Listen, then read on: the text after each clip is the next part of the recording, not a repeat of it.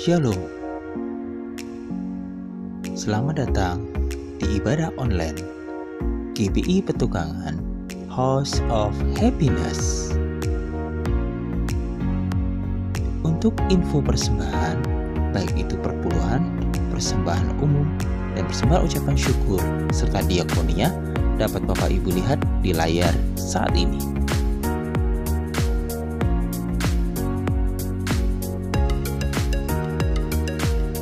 Untuk tertib administrasi, bukti persembahan mohon difoto lalu dikirimkan melalui WhatsApp ke nomor 0822 9900 8683. Akhirnya, kami mengucapkan selamat beribadah.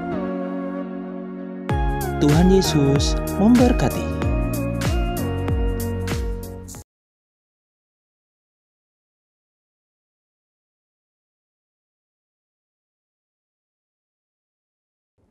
Shalom semuanya. Tema edisi Voice of Pentecost hari ini adalah berjalan di dalam roh, belajar dari Filipus. Kita akan melihat contoh dan ciri-ciri orang yang hidup di dalam roh dari kehidupan Filipus yang mengalami pertumbuhan rohani oleh karena ketaatan dan kesetiaannya dalam mengikuti firman serta tuntunan Roh Kudus. Ciri pertama orang yang hidup di dalam roh adalah mereka penuh dengan hikmat. Filipus adalah salah seorang diaken yang diangkat untuk pelayanan meja. Salah satu syarat yang dibutuhkan untuk posisi tersebut adalah kepenuhan Roh Kudus, yang artinya Filipus hidup dalam kepenuhan roh pada saat itu.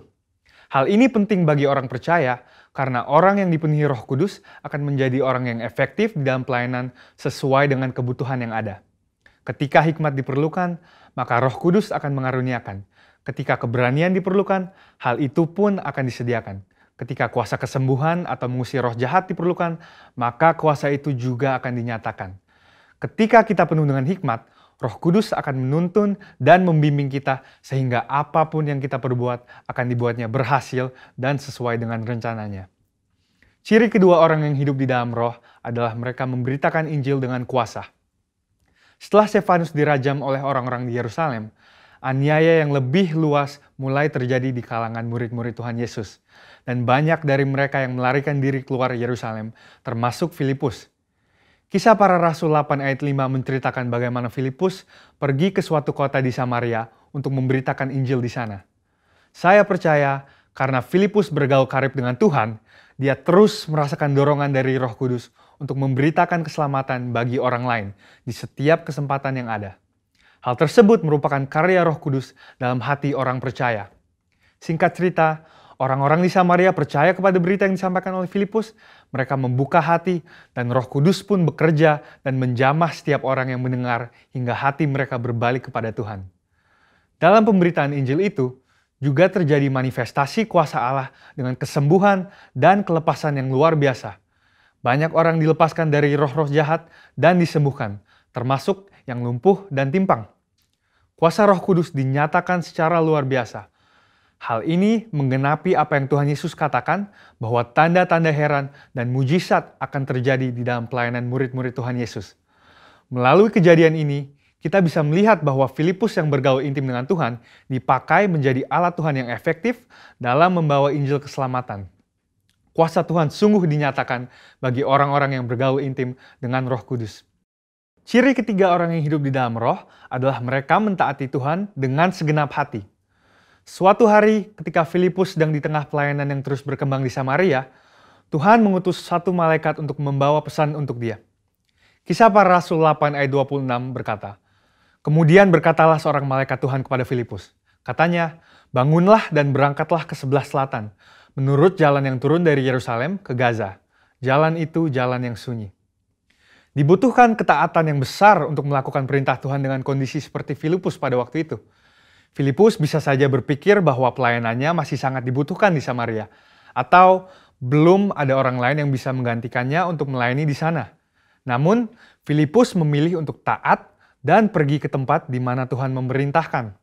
Tanpa diketahuinya, ternyata saat itu ada seorang bendahara kerajaan dari Ethiopia yang sedang dalam perjalanan pulang ke negaranya. Dia seorang penganut agama Yahudi yang pulang dari ibadah di Yerusalem dan saat itu sedang membaca kitab Yesaya. Filipus dituntun oleh Roh Kudus untuk mendekati kereta pembesar itu dan menanyakan apakah dia mengerti arti dari ayat yang dibacanya. Ternyata dia tidak mengerti dan meminta Filipus untuk menerangkannya. Dia menggunakan kesempatan ini untuk memberitakan Injil dan bendahara tersebut pun akhirnya percaya dan dibaptis. Ini adalah contoh bahwa seringkali Roh Kudus akan mendorong kita untuk melakukan hal-hal yang mungkin tidak bisa kita mengerti. Dan dalam situasi seperti ini, yang dibutuhkan dari kita hanyalah ketaatan. Dan pada waktunya, Tuhanlah yang akan menyatakan rencananya kepada kita, seperti dalam contoh kehidupan Filipus. Ciri keempat orang yang hidup di dalam roh adalah mereka membimbing keluarganya di dalam Tuhan. Bertahun-tahun kemudian, Rasul Paulus pergi untuk mengunjungi Filipus yang saat itu tinggal di Kaisarea. Kisah Para Rasul 21 ayat 8-9 menyebutkan bahwa dia mempunyai 4 anak yang mempunyai karunia untuk bernubuat. Mungkinkah kehidupan rohani dari anak-anak Filipus yang demikian timbul dari hubungan yang jauh dari Roh Kudus? Hal itu tidak mungkin. Anak-anak Filipus hidup intim dengan Tuhan dan mereka bertumbuh dalam kerohanian yang luar biasa. Mereka bertumbuh dalam aspek-aspek kerohanian yang lain seperti mengasihi Tuhan, hidup dalam kekudusan, dan pelayanan bagi gereja Tuhan dari bimbingan ayahnya yang hidup bergaul dengan Tuhan. Kesimpulannya adalah bahwa iman kita tidak akan berkembang dengan sehat jika kita tidak mengandalkan firman Tuhan dan Roh Kudus. Sebab kehidupan yang intim dengan Tuhan harus dibangun secara intensional dan harus disertai dengan disiplin rohani dan hati yang lembut sehingga orang lain pun bisa merasakan dampak dari kuasa Roh Kudus melalui kehidupan kita. Saudara, untuk penjelasan lebih lengkapnya dari tim teologi kami, jangan lupa buka link yang ada di atas atau scan QR Code yang tersedia. Salam integritas, Tuhan Yesus memberkati.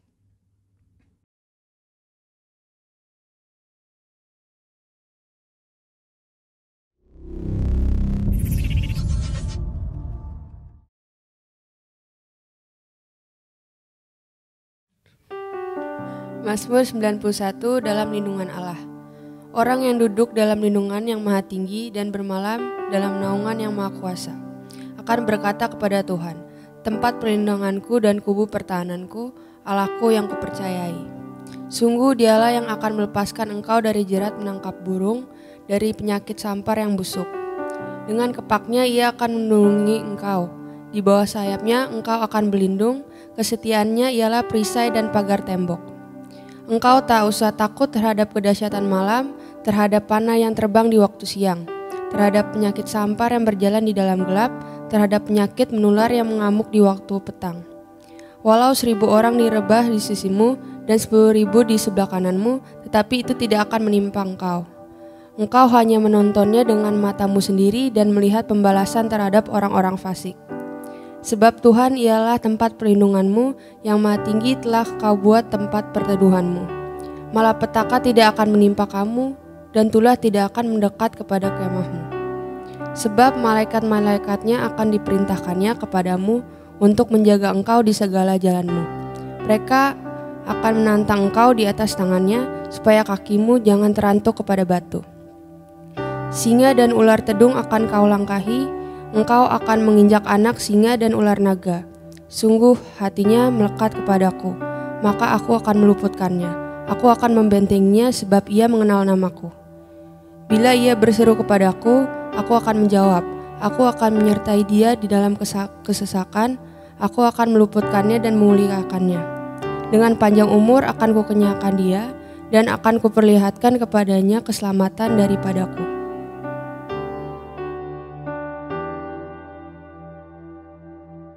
Apa yang dimaksud dengan Pentakosta ketiga? 1. Pentakosta ketiga adalah pencurahan Roh Kudus yang dasar di zaman now melebihi yang terjadi di Azusa Street. 2. Pentakosta ketiga akan mengakibatkan penuaian jiwa yang terbesar dan yang terakhir sebelum Tuhan Yesus datang kembali.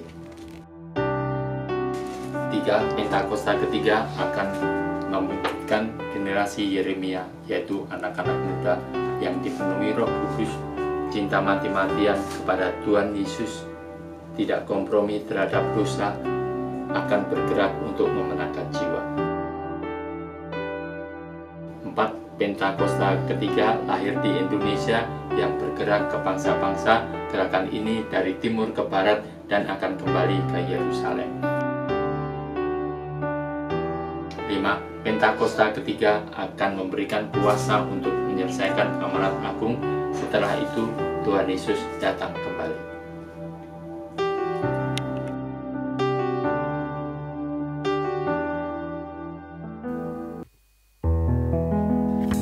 Haleluya. Shalom jemaat yang dikasihi Tuhan. Berjumpa lagi kita di minggu yang baru ini. Saya percaya setiap kita semua mengalami lawatan Tuhan yang luar biasa. Amin. Sebab kuasanya tidak terbatas oleh apapun dan dimanapun. Oleh sebab itu saya mau ngajak kita semua untuk lebih lagi bersorak bagi nama Tuhan, memberikan yang terbaik bagi namanya. Yang mau percaya katakan amin. Haleluya.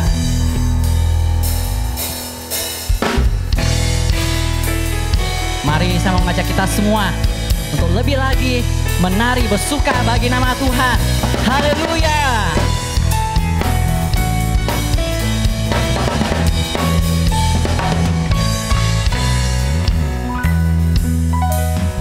Tuhan Allah kita bertata di atas pujian umatnya. Tuhan Allah kita bertata di atas pujian umatnya. Bila Allah hadir di tengah kita, kuasanya mengalir dengan dahsyatnya. Ada kuasa dalam pujian, bernyanyilah segenap hati dan jiwa. Sebab ada kuasa dalam pujian yang sanggup membungkam. Ada kuasa dalam pujian, bernyanyilah segenap hati dan jiwa. Sebab ada kuasa dalam pujian yang sanggup membuka kekuatan lawan. Yang mengalami kuasa Tuhan katakan amin. Tuhan Allah kita bertata di atas pujian umatnya. Tuhan Allah kita bertata di atas pujian umatnya. Bila Allah hadir di tengah kita, kuasanya mengalir dengan dahsyatnya. Ada kuasa dalam pujian, bernyanyilah segenap hati dan jiwa. Sebab ada kuasa dalam pujian yang sanggup membungkam kekuatan lawan. Ada kuasa dalam pujian, bernyanyilah segenap hati dan jiwa. Sebab ada kuasa dalam pujian yang sanggup membungkam kekuatan lawan.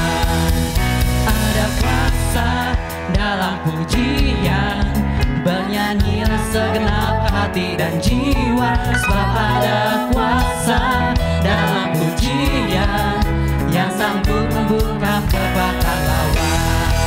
Ada kuasa dalam pujian, bernyanyilah segenap hati dan jiwa. Sebab ada kuasa dalam pujian yang sanggup membungkam kekuatan lawan. Ada kuasa dalam pujian, bernyanyilah segenap hati dan jiwa. Sebab ada kuasa dalam pujian yang sanggup membungkam kekuatan lawan. Yang sanggup membungkam kekuatan lawan. Yang sanggup membungkam kekuatan lawan.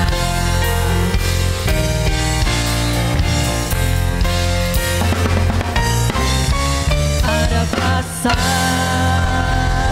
yang mengalami kuasa Tuhan, katakan haleluya. Terima kasih Tuhan. Kami mau terus sembah Engkau. Kami mau terus memuji, memuliakan nama-Mu Tuhan. Hanya Engkau yang bertata di atas puji-pujian kami ya Tuhan. Haleluya. Haleluya.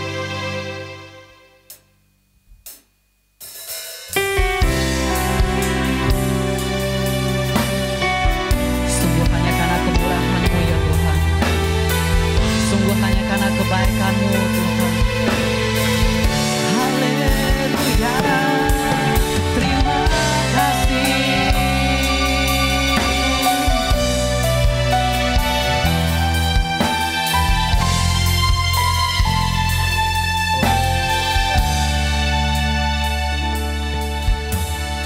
Hanya Engkau dalam hatiku yang memberikanku damai.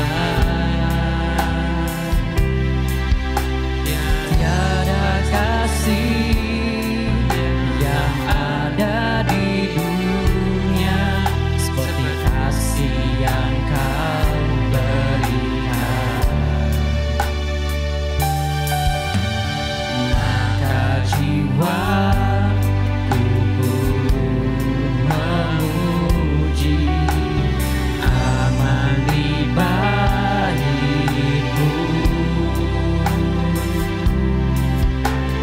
Satu asa di dalam hidupku, bersama-Mu sepanjang masa. Yang ku puja hanya diri-Mu satu yang selalu setia, menolong dan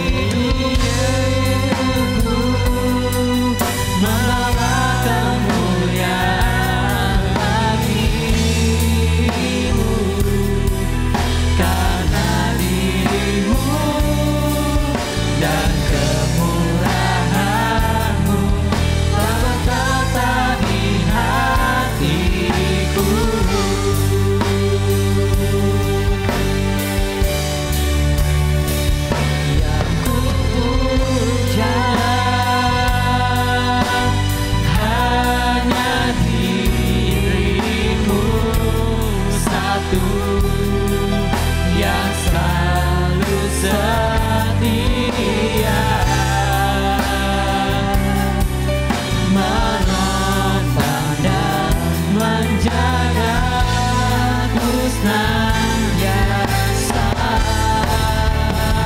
Biar hidupku membawa kemuliaan bagimu,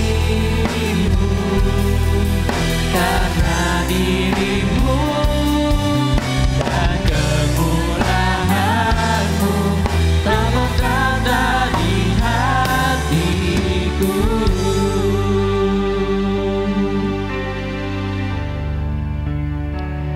Yang ku puja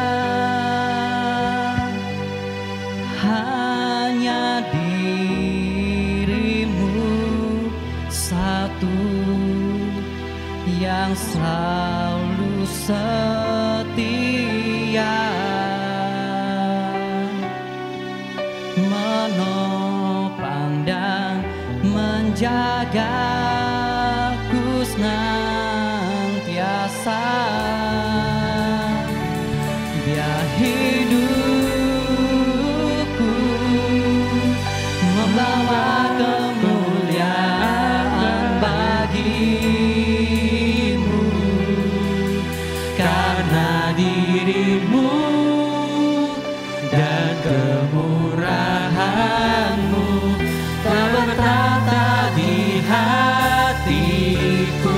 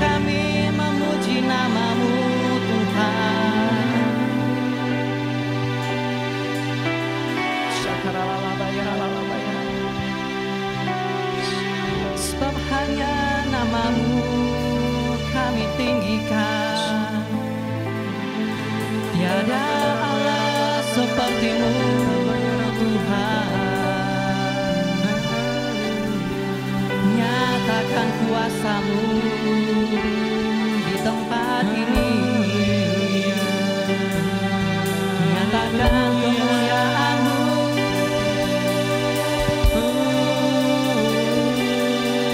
nyatakan Tuhan, nyatakan kuasa-Mu, nyatakan kuasa-Mu, Tuhan. Haleluya.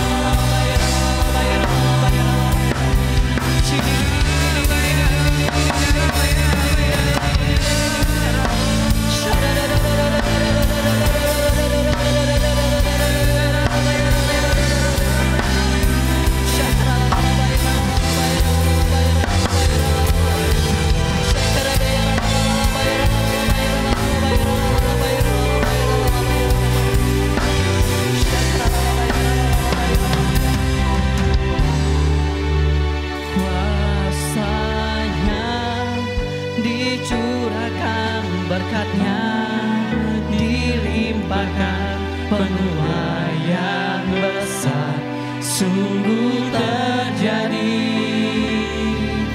Segala bangsa akan datang menyembah Yesus Tuhan, kemuliaan Tuhan telah turun. Kuasanya dicurahkan, berkatnya dilimpahkan, penuaian besar sungguh terjadi. Segala bangsa akan datang menyembah Yesus Tuhan, kemuliaan Tuhan telah turun. Berikan tepuk tangan yang terbaik bagi nama Tuhan. Kuasanya dicurahkan, berkatnya dilimpahkan, penuaian besar sungguh terjadi. Segala bangsa akan datang menyembah Yesus Tuhan, kemuliaan Tuhan telah turun. Kuasanya dicurahkan, berkatnya dilimpahkan, penuaian besar sungguh terjadi. Segala bangsa akan datang menyembah Yesus Tuhan, kemuliaan Tuhan telah turun. Kemuliaan Tuhan telah turun. Kemuliaan Tuhan telah turun.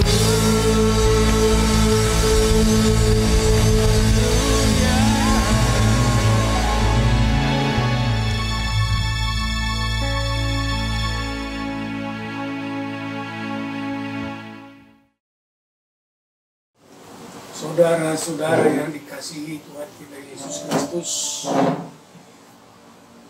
sebelum kita mendengarkan firman Tuhan, marilah kita bersatu di dalam doa.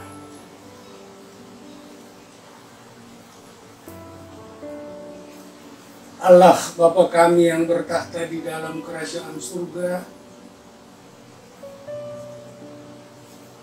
kami mengucap syukur dan terima kasih kepadamu ya Tuhan, atas berkat Tuhan yang telah menghantar, menyertai, mengasihi dan memberikan kami sukacita hingga pada pagi hari ini. Kami diperkenankan lagi untuk beribadah kepadamu, biarlah melalui ibadah yang kudus ini ya Bapa, kami boleh bertemu dengan Engkau di dalam roh dan kebenaran. Dan seluruh kegiatan ibadah yang kami lakukan pada saat ini ya Bapa, boleh menjadi berkat bagi kehidupan kami, menjadi kemuliaan bagi nama-Mu di surga. Terima kasih ya Bapa, sebentar kami mau mendengarkan sabda firman-Mu. Biarlah Engkau sendiri yang berbicara melalui isi hati-Mu kepada kami. Suci kuduskan tempat ini ya Tuhan. Berkatilah dan urapilah kami masing-masing di keluarga kami, agar dimanapun kami berada pada saat ini beribadah kepadamu, kami diberikan damai sejahtera, diberikan sukacita baru, diberikan kekuatan, sehingga iman kami tetap menyala-nyala, baik di dalam memuji, membesarkan nama-Mu. Bahkan sebentar lagi kami akan mendengarkan firman-Mu ya Bapa. Urapilah firman-Mu yang akan diperdengarkan kepada kami. Urapilah setiap anak-anak-Mu, hamba-hamba-Mu yang mendengarkan akan sabda firman-Mu ini ya Tuhan. Dan biarlah firman-Mu ini ya Tuhan boleh menjadi kehidupan yang kekal bagi kami ya Bapa. Terima kasih ya Tuhan. Berfirmanlah kepada kami, karena kami anak-anak-Mu sudah siap untuk mendengarkannya. Dalam nama Yesus Kristus kami datang berdoa dan mengucap syukur kehadirat-Mu. Amin.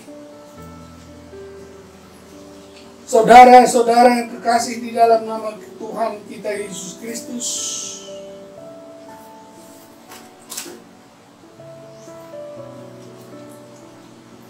hari ini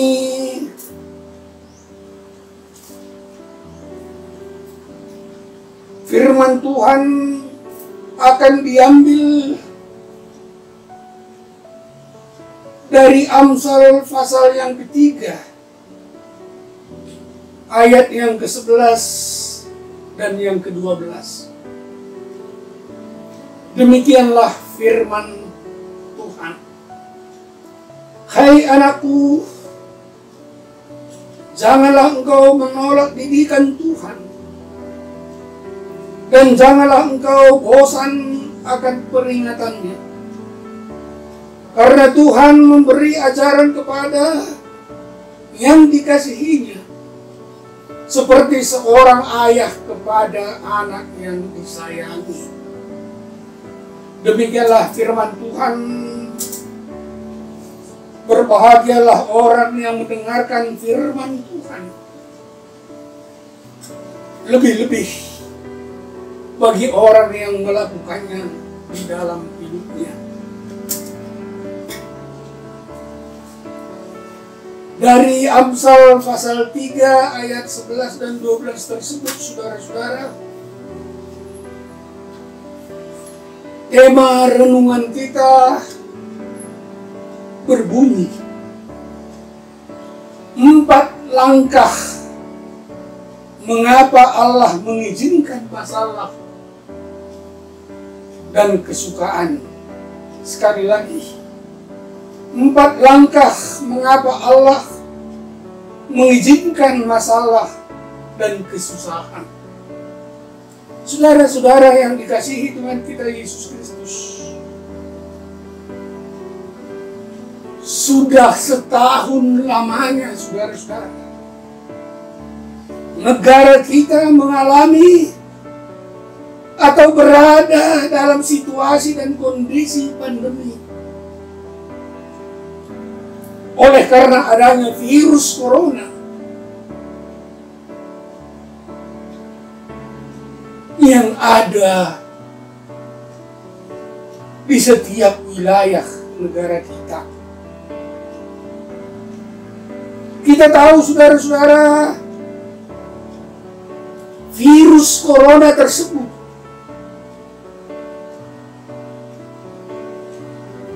membuat tata kehidupan masyarakat mengalami kesusahan dan masalah-masalah yang berbagai-bagai.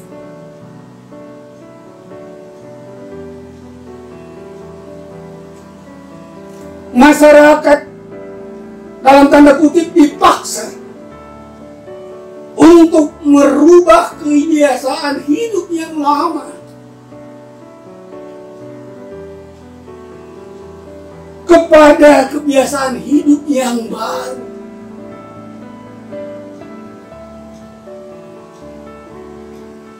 Dengan menjalankan protokol kesehatan sebagaimana yang diperintahkan oleh pemerintah kepada setiap masyarakat yang ada di Indonesia.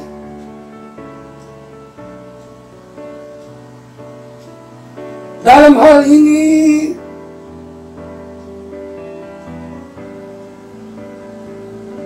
oleh karena masalah-masalah dan kesusahan yang diakibatkan oleh virus corona tersebut,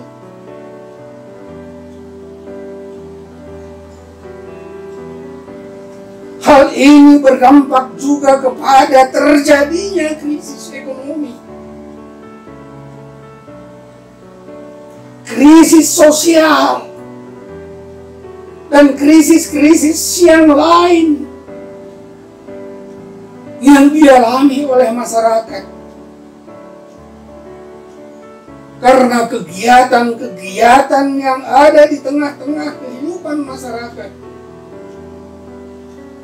dibatasi oleh protokol-protokol kesehatan yang harus diikuti oleh masyarakat. Saudara-saudara, jika saat ini Anda sedang mengalami kesusahan dan masalah, izinkanlah hal itu terjadi. Karena masalah dan kesusahan adalah penuntun langkah yang baik untuk bertemu dengan Sang Pencipta.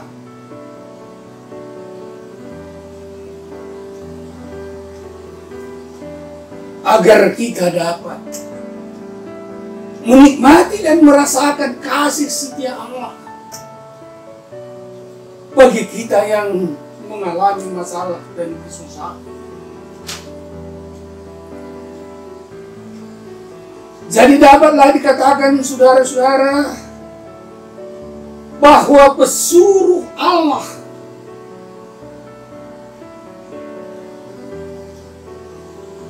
bukan saja diambil alih oleh malaikat-malaikat,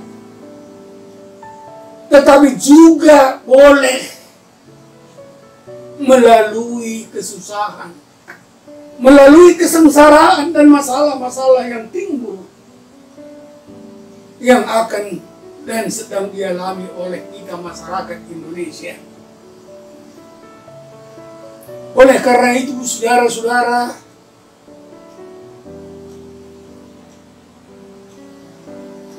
simaklah 4 alasan mengapa Allah mengizinkan masalah dan kesusahan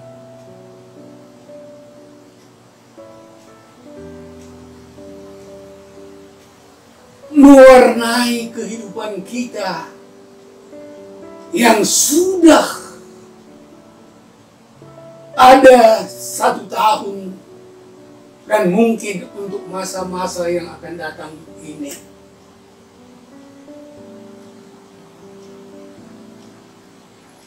Empat alasan tersebut, saudara-saudara,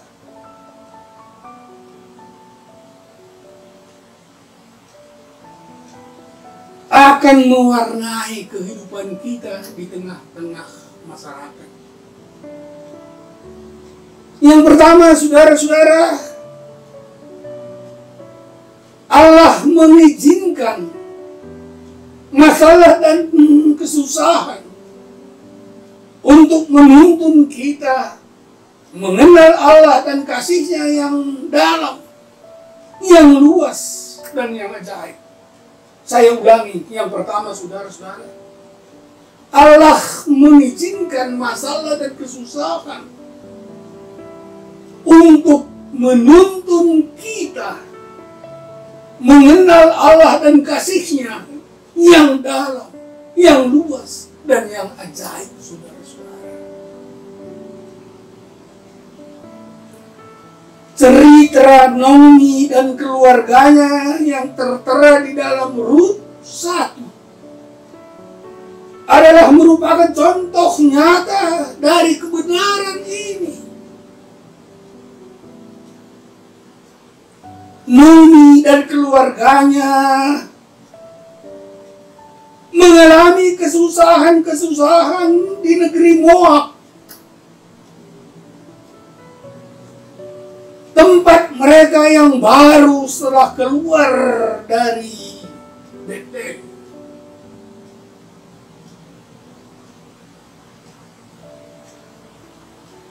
Peristiwa-peristiwa, kejadian-kejadian hidup yang dialami oleh Naomi, oleh suaminya Elimelech, dan oleh kedua anaknya Mahlon dan Kilion. Demikian juga oleh Naomi sendiri dan kedua mantunya orang Moab, saudara-saudara.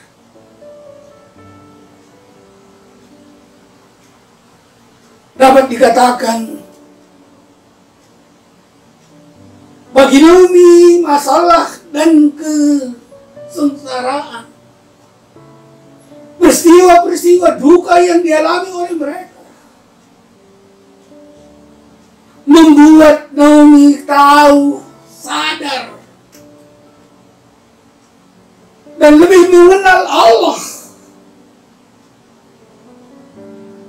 yang mengizinkan masalah dan kesusahan terjadi dalam diri keluarga mereka, sehingga mereka semakin tahu bagaimana luasnya, bagaimana dalamnya, dan bagaimana ajaibnya Allah, pencipta langit dan bumi yang Dia kenal, yang Dia sembah di dalam kehidupan kita. Oleh karena itu, saudara-saudara, demikian juga untuk kita, keluarga lepas keluarga, pribadi lepas keluarga, pribadi.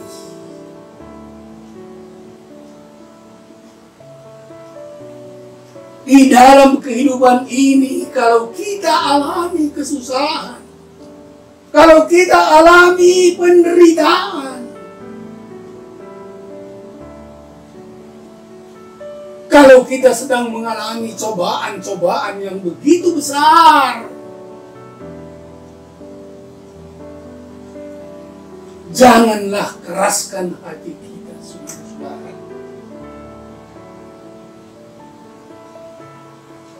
Biarkanlah tetap hati kita terbuka kepada teguran-teguran Allah. Dan kita dapat menerimanya dengan ucapan syukur. Bahwa Allah pasti membuat hal yang terbaik buat kita. Walaupun kita sedang mengalami kesusahan dan masalah-masalah. Yang kedua, saudara-saudara, Allah mengizinkan sengsara dan masalah untuk membentuk watak dan karakter kita ke arah yang lebih baik, saudara-saudara. Seperti yang kita imani pada tahun ini, saudara-saudara. Tahun ini adalah tahun integritas, tahun pembentukan diri, tahun yang akan menjadikan kita lebih berkualitas, baik secara rohani maupun di dalam pelayanan-pelayanan yang diberikan Tuhan kepada kita pribadi lepas pribadi.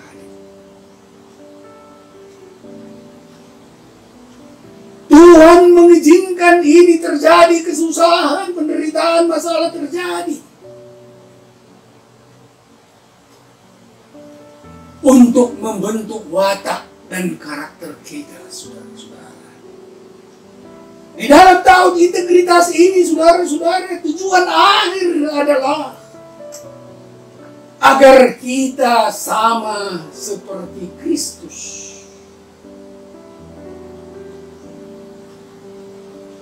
Melakukan pekerjaan Tuhan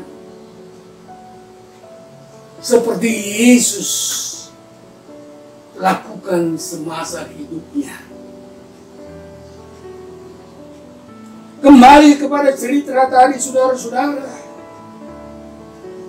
Setelah Naomi kembali dari Moab, setelah dia mengalami banyak masalah-masalah,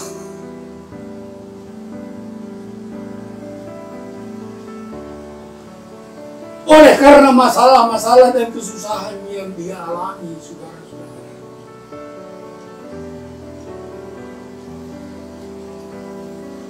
dia diubah oleh Tuhan. Watak dan karakternya berubah.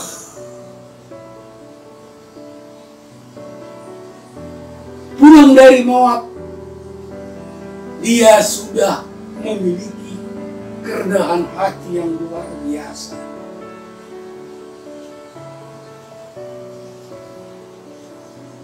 Ketika dia pulang ke daerahnya, kembali ke daerah Bethlehem, dia masih dikenal dan dipuja-puja oleh ibu-ibu di sana. Mereka menyambut kedatangan Naomi dengan penuh kebanggaan. Tapi Naomi menjawab, saudara-saudara, dia mengatakan kepada ibu-ibu yang menyambut mereka, janganlah sebut aku Naomi, sebutlah aku Mara, yang artinya mengalami banyak kepahitan. Tapi dari ungkapan kata yang disampaikan oleh Naomi tersebut, saudara-saudara, kita lihat bahwa ada perubahan yang besar, karakter dan watak. Naomi berubah menjadi rendah hati. Yang kedua, kita lihat dari cerita anak yang terhilang.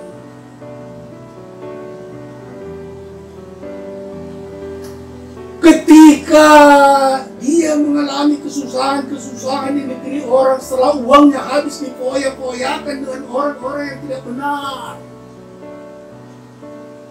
dia sadar dia kembali ke rumah bapaknya. Dia membayangkan bagaimana di tempat bapaknya sebagai orang kaya, pengusaha besar,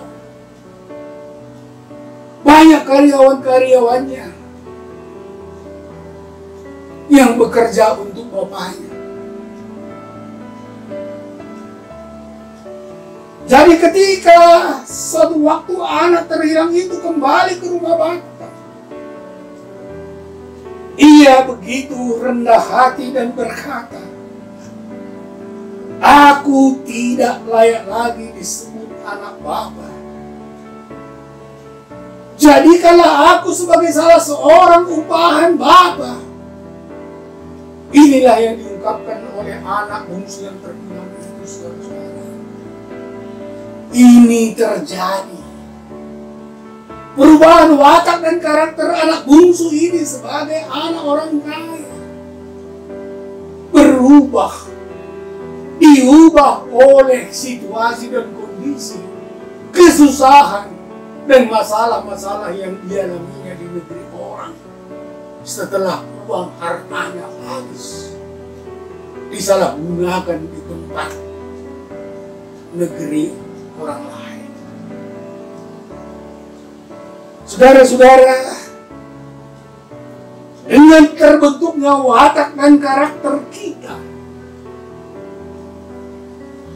maka mata rohani kita juga dapat melihat beberapa hal dalam kehidupan ini. Kalau karakter kita baik, saudara-saudara, kita dapat melihat bahwa hidup ini hanya sementara. Hidup ini adalah merupakan kesempatan yang sedikit waktu saja untuk berbuat baik bagi Tuhan, untuk melakukan apa yang terbaik bagi Bapa yang bertahta di dalam kerajaan surga. Demikian juga kita akan tahu bahwa hidup ini diwarnai oleh air mata. Tapi kita sadar, saudara-saudara, satu kali kelak air mata akan dihapus dan dikeringkan dari mata kita. Kalau kita sudah sampai di rumah Bapa, karena bersama Bapa tidak ada lagi kesusahan dan masalah. Satu hal yang perlu kita ingat, saudara-saudara, sebagai orang percaya, sebagai orang yang memasuki tahun integritas, kesusahan yang Allah izinkan dan masalah tersebut ini, saudara-saudara, di dalamnya selalu tersimpan hal yang indah. Itu sebabnya, saudara-saudara, kepada setiap kita orang percaya berdasarkan firman Tuhan, saudara-saudara, walaupun kita sedang mengalami masalah dan kesusahan di dalam hidup ini, satu hal yang sering dikatakan oleh Tuhan, jangan goyah. Tetapkanlah hatimu, jangan bimbang dan ragu. Karena di balik masalah dan kesusahan itu, Tuhan memberikan hal-hal yang indah buat kamu, sehingga kamu kuat dan mampu mengatasi seluruh masalah-masalah dan kesusahan yang ada. Saudara-saudara yang kekasih di dalam Tuhan kita Yesus Kristus, yang ketiga, Allah mengizinkan sengsara dan masalah adalah untuk mendewasakan kita. Orang Kristen kanak-kanak, saudara-saudara, kita tahu akan mendapatkan pahala anak-anak. Bahkan kita tahu juga, saudara-saudara, bahwa orang Kristen kanak-kanak tidak akan pernah menjadi mempelai Yesus Kristus. Karena itu kita harus menjadi orang Kristen dewasa. Dan melalui masalah dan penderitaan, kita didewasakan oleh Tuhan. Saudara-saudara yang kekasih di dalam nama Yesus Kristus, banyak kita, saya bukan menghakimi saudara-saudara, Tetapi banyak kita yang mempunyai predikat Kristen di dalam hidup kita. Tapi di antara kita masih ada yang sampai saat ini belum disebut Kristen dewasa. Kalau dilihat dari tindakan perbuatan apa yang dilakukannya selama hidupnya ini, saudara.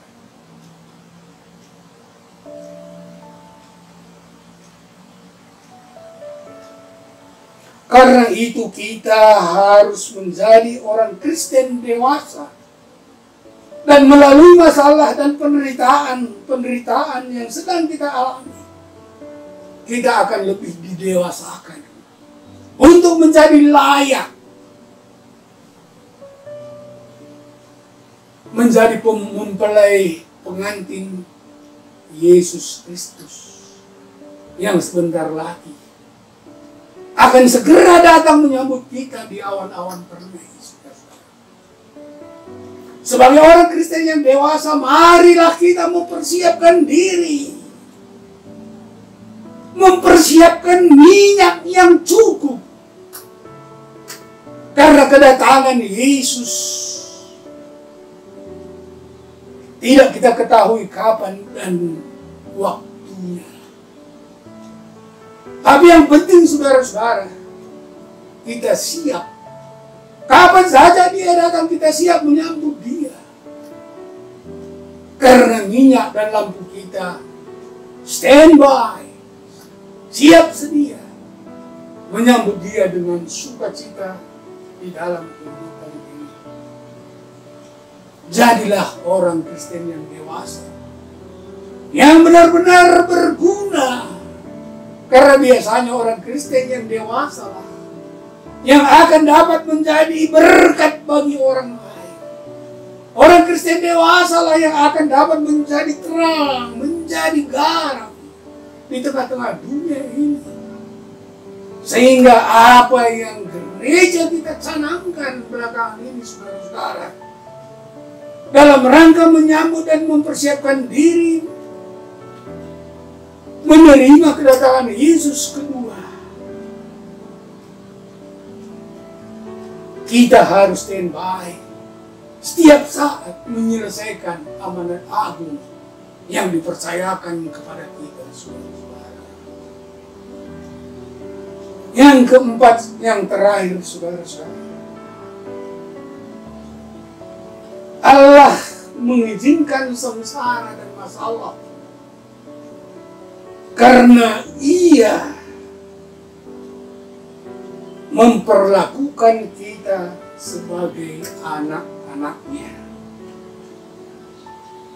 Di dalam Yohanes 1 ayat 12 di sana dikatakan, saudara-saudara, setiap orang yang menerima Yesus Kristus sebagai Tuhan dan Juru Selamatnya, dia adalah anak-anak Allah. Jadi sebagai anak kita harus dididik sebagaimana orang tua kita pribadi lepas pribadi. Sejak kecil kita dididik, dimasukkan ke sekolah. Baik di sekolah, di rumah, di mana saja. Di dalam setiap kesempatan yang ada, orang tua kita mendidik kita, baik di dalam kata-kata, perbuatan, sikap, maupun tanggung jawab yang harus dijalankan untuk kesejahteraan di tengah-tengah keluarga. Di dalam firman Tuhan dikatakan, saudara-saudara, di dalam Ibrani 12 ayat 5 sampai 8. Jika kita tidak dididik, maka kita adalah anak-anak gampangan. Atau dengan kata lain, tanpa pendidikan yang benar yang kita alami dari Tuhan, kita bukanlah termasuk dalam keluarga Allah. Saudara-saudara, sadar.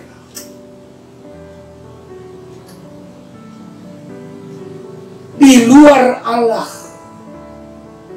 tidak ada keluarga-keluarga yang menerima, mengalami damai sejahtera. Di luar keluarga Allah, saudara-saudara, kehidupan keluarga-keluarga akan banyak mengalami sengsara, akan banyak mengalami kesusahan, kacau balau. Karena tidak ada pemimpin yang benar, tidak ada juru selamat yang mengasihi kita dari hari ke hari sampai kekal selama-lamanya. Saudara-saudara, inilah 4 langkah yang diizinkan Allah. Mengapa Allah mengizinkan masalah dan kesusahan untuk menuntun kita ke arah yang benar, ke arah yang disenangi oleh Tuhan Allah sendiri. Kita percaya keputusan-keputusan yang dibuat Allah kepada kita untuk mengizinkan masalah dan kesusahan terjadi ini fokus dari Allah sendiri untuk memberikan kepada kita ketenangan, kedamaian, dapat mengatasi segala masalah dan kesusahan di dunia ini, sehingga damai, sukacita boleh kita terima di dalam perjalanan hidup kita sampai kedatangan Yesus Kristus kedua kali. Terakhir, saudara-saudara, kita harus dapat menerima masalah dan kesusahan terjadi dalam hidup kita, yaitu agar kita boleh menjadi insan Kristiani yang berintegritas,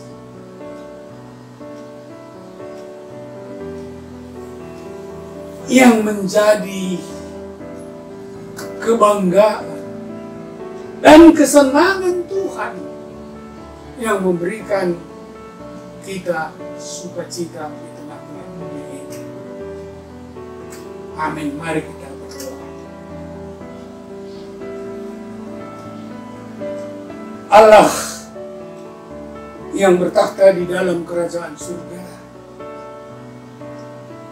kami mengucap syukur atas firman-Mu, isi hati-Mu yang memfokuskan kemurahan, kebaikan kepada kami. Walaupun kami sering dilanda masalah dan kesusahan, tapi kami sadar akan firman-Mu, ya Tuhan. Itu semuanya terjadi karena izin Tuhan, hanya untuk mendatangkan kebaikan bagi kami. Terima kasih ya Tuhan, kami tahu di dalam Roma 8 ayat 28 Engkau bersabda, di dalam segala sesuatu Engkau turut campur tangan untuk mendatangkan kebaikan bagi kami orang yang percaya bertobat kepada-Mu, sehingga kami boleh menerima segala sesuatu dengan ucapan syukur. Rasa terima kasih kami kepada Tuhan yang akan menyertai kami sampai kekal selama-lamanya. Bapa, kami juga berdoa atas bangsa dan negara kami yang sudah 1 tahun lamanya mengalami masalah-masalah dan kesusahan-kesusahan. oleh karena virus corona yang memberikan dampak yang luar biasa bagi kehidupan kami masyarakat. Masalah yang kami hadapi melalui corona membuat kami harus mengubah kebiasaan hidup kami demi protokol kesehatan agar masyarakat dapat terhindar dari dampak virus corona yang masih merajalela di seluruh wilayah Indonesia. Bapak, kami tahu Indonesia butuh Engkau. Indonesia butuh pertolongan-Mu, penyertaan-Mu. Karena kami tahu tanpa Engkau ya Tuhan, Indonesia tidak akan dapat pulih kembali dari seluruh masalah-masalah, dari segala kesusahan-kesusahan, khususnya yang ditimbulkan oleh krisis kesehatan melalui virus corona yang masih ada. Berkatilah usaha pemerintahan kami ya Tuhan untuk menanggulangi masalah virus corona yang masih ada ini. Menggiatkan gerakan vaksinisasi untuk seluruh masyarakat dari Sabang sampai Merauke ya Bapa. Terima kasih ya Tuhan atas usaha pemerintah yang begitu gigih menyediakan jutaan dosis vaksin. Atas kerjasama pemerintahan kami dengan luar negeri yang memproduksi vaksin untuk penanggulangan virus corona tersebut. Berkatilah pemimpin-pemimpin kami ya Bapa, agar di dalam menghadapi menyediakan penanggulangan masalah virus corona melalui vaksinasi ini, tidak ada hambatan-hambatan yang dapat memberatkan kehidupan kami bermasyarakat, berbangsa dan bertanah air. Terima kasih Tuhan, terima kasih. Seluruh pembangunan apapun namanya di Indonesia yang sedang digiatkan, biarlah semuanya dapat berjalan dengan baik. Tidak ada yang mangkrak, tidak ada yang terhenti, tidak ada yang terhambat oleh karena kecurangan-kecurangan atau oleh karena perbuatan-perbuatan oknum yang tidak benar, yang tidak baik. Tapi semuanya, pejabat-pejabat kami juga disadarkan bahwa takut akan Tuhan akan menjadikan Indonesia negara yang lebih makmur, lebih sejahtera, lebih besar untuk masa-masa yang mendatang ini. Terima kasih ya Bapa. Di dalam nama Yesus Kristus kami datang berdoa dan bersyukur kehadirat-Mu. Amin. Sekarang terimalah berkat Tuhan. Kasih karunia berlimpah-limpah daripada Allah Bapa dalam Anak yang tunggal Yesus Kristus. Persekutuan yang manis dengan Roh Kudus menyertai saudara sekalian mulai hari ini. Sampai Tuhan Yesus datang menjemput kita di awan-awan dan bahkan sampai selama-lamanya. Yang percaya bersama-sama katakan, Amin.